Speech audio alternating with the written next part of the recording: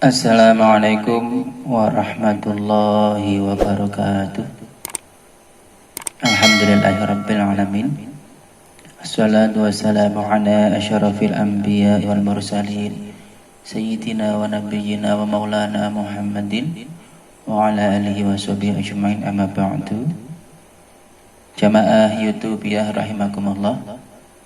Kita lanjutkan sesi ngaji kitab Pasolatan malam ke-4 bulan Ramadan.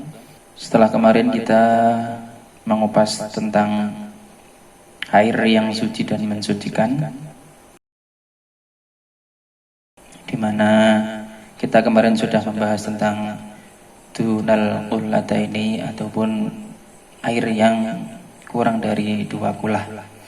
Semoga yang kemarin sudah bisa dipahami dan bisa diterapkan. Baik, untuk malam ke-4 ini kita akan mengupas materi selanjutnya, yaitu tentang najis. Namun sebelumnya mari kita awali dulu dengan membaca bismillah. Bismillahirrahmanirrahim. Semoga nanti yang kami sampaikan bisa dimengerti dan bisa bermanfaat. Sebelumnya, sekarang ini kita masih dalam kondisi yang sangat memprihatinkan, di mana virus COVID-19 belum bisa ditangani secara tuntas, dan makin banyak ODP yang semakin hari semakin bertambah. Semoga segera pulih. Namun sekarang ODP juga menyerang orang-orang yang seharusnya berpuasa. Ada yang bilang ODP itu ora do poso. Nah, maka dari itu, ketika kita sudah balik, ketika kita sudah dewasa, maka diwajibkan bagi kita untuk melaksanakan puasa Ramadan. Karena puasa Ramadan itu adalah ibadah yang langsung hubungannya dengan Allah. Maksudnya Allah yang langsung akan memberikan balasannya.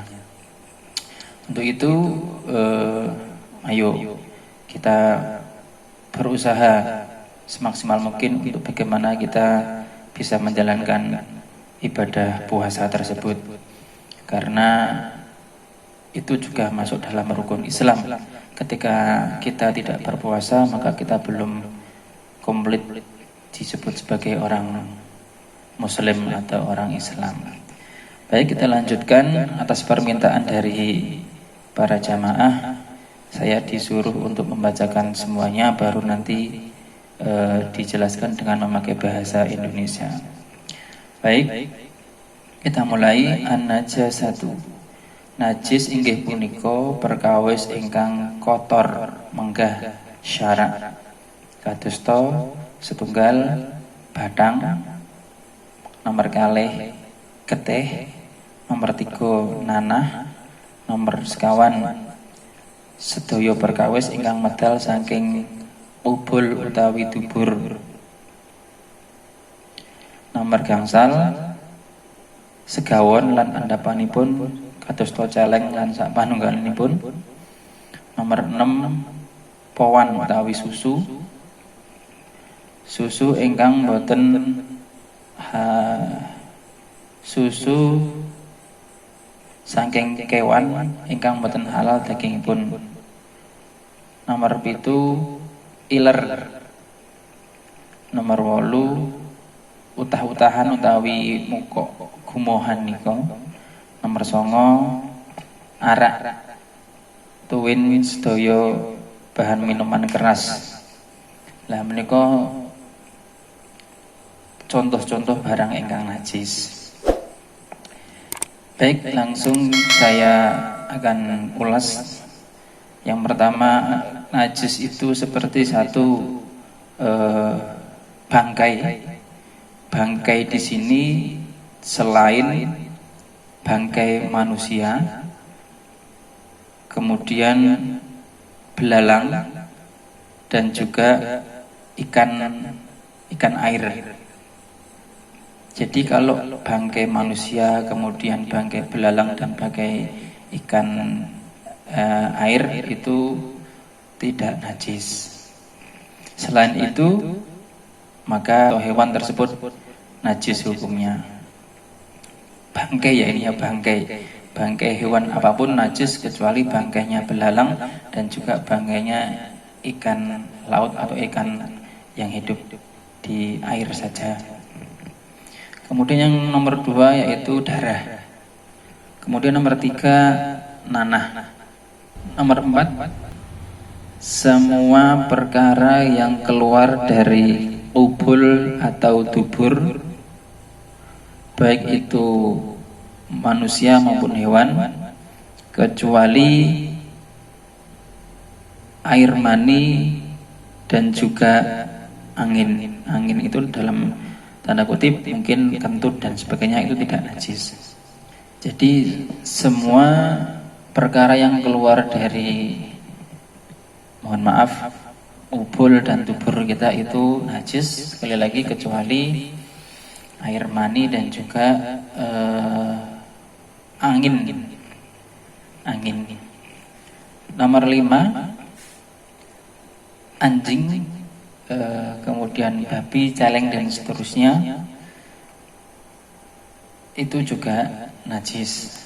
Tapi yang perlu diketahui, ketika kita dalam posisi kulit kita kering, kemudian kebetulan ada anjing dan anjingnya itu juga dalam posisi kering, ketika kita menyentuh itu tidak najis karena sama-sama kering seperti itu.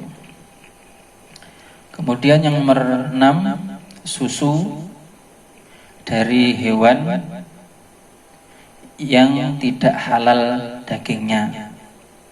Kalau susu dari kambing boleh, susu dari sapi boleh. Susu dari hewan yang najis itu otomatis susunya juga najis. Nomor 7 air liur.